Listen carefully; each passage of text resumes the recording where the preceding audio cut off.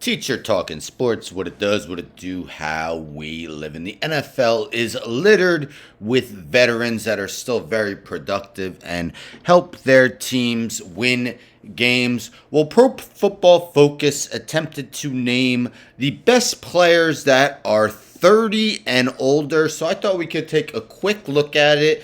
And then at the end, I could name some guys that I'm surprised were not on the list. There was one really big omission that almost leads me to believe it might be an oversight. But let's get into it. Again, Pro Football Focus ranking the top 30 players over 30 entering the 2023 NFL season. Trent Williams, Aaron Donald, and more. It's written by John Costco. So it mentions...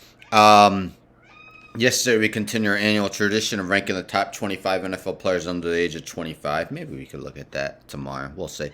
Now it's time to look at the players on the other end of the age spectrum and rank the top 30 players who will be over 30 when week 1 of the NFL season begins. So they say over 30. I'm pretty sure they mean 30 or older. So if they're had turned 30 before week 1 of the NFL season, they could be listed. So starting off with arguably the best offensive lineman in the game, Trent Williams, such a force. I really don't have a problem with him heading this list.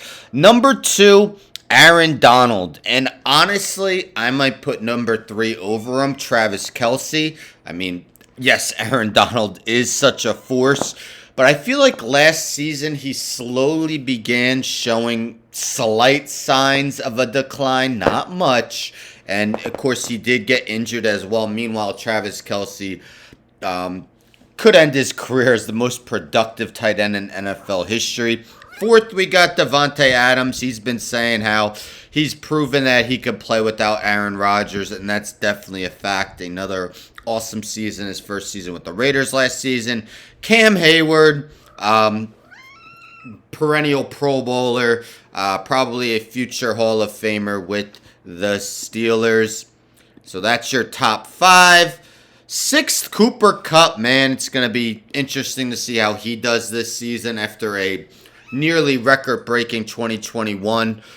Injuries forced him to miss half the season last year, although he was on pace to pretty much equal what he did the year before. Joel Bitonio of the Cleveland Browns, another awesome offensive lineman. Deshaun Watson's happy to have him. Von Miller, of course, major injury.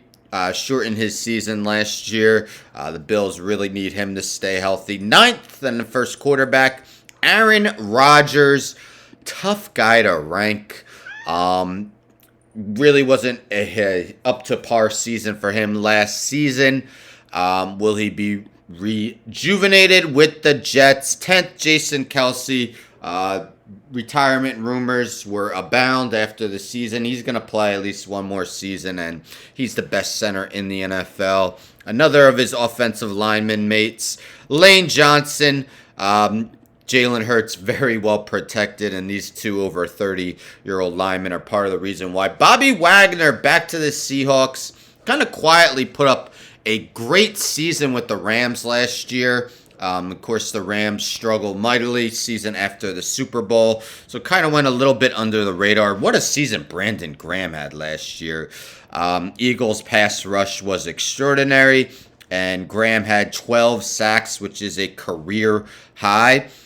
Kevin Byard, we've heard that the Titans want him to take a pay cut. He is refusing, and I can't necessarily blame him. So will he be a part of the Titans come week 1? Zach Martin has been one of the best guards in the NFL for quite some time. Here's the second quarterback on here, Kirk Cousins. Will this be Cousins last season with the Vikings?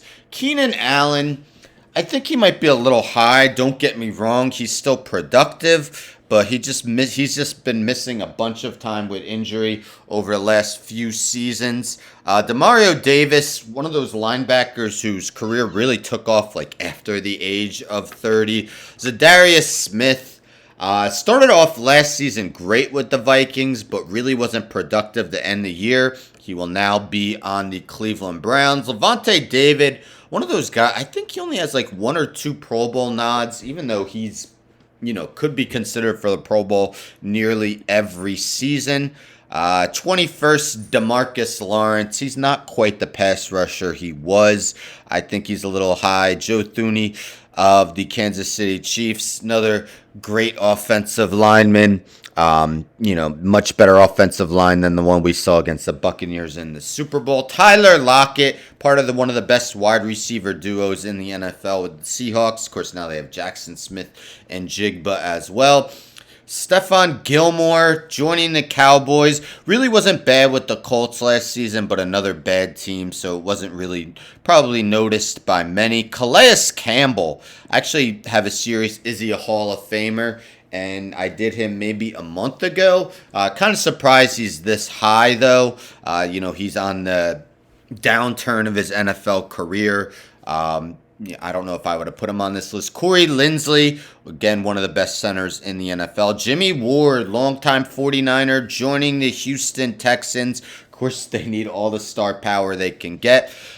I think DeAndre Hopkins is way too low. Yes, he hasn't been as productive as he previously was with the Texans. Of course, was suspended at one point.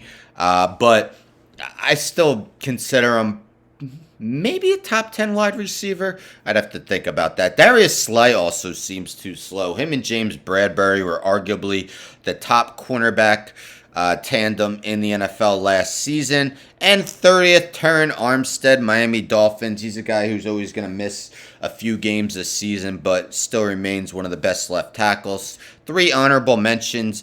David Bakhtiari. Of course, he just hasn't been on the field enough. He was arguably the best left tackle in the league. Cameron Jordan, perennial Pro Bowler with the Saints, and David Andrews, center with the Patriots. So, after reading this, the first guy I thought of, how is he not on here? Matthew Judon of the New England Patriots. He only had 15 and a half sacks last season. Like, come on.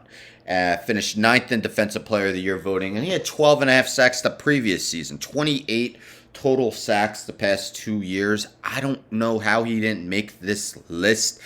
Some other guys that I thought maybe could have been considered, the 2 Bills safeties, Micah Hyde and Jordan Poyer. Yes, Micah Hyde missed a bunch of time last year, but Jordan Poyer continued to play well and earned a Pro Bowl trip. Khalil Mack, no, he's not the Defensive Player of the Year. He was in the past. He's not that type of pass rusher anymore, but he's still mighty productive. Zach Ertz, I don't know if he's a top 5 tight end, maybe a top 8 tight end in the NFL. And yes, Justin Tucker's a kicker, but when you're as good as he is, he definitely should have been in consideration from this list. Some 30-plus quarterbacks, Derek Carr, first year at the Saints. Matthew Stafford, can he rebound after injury-plagued 2022, and can Russell Wilson bounce back? But there you have it. Pro Football Focus's top 30 NFL players, 30 or older. What are your thoughts? What do you agree with? What do you disagree with? Who do you think should have been included? Maybe someone I didn't name. Let me know in the comments. Don't forget to subscribe. Tell a friend to tell a friend to tell a friend to subscribe. Like the video, share the video, hit the bell for notifications. I'm out.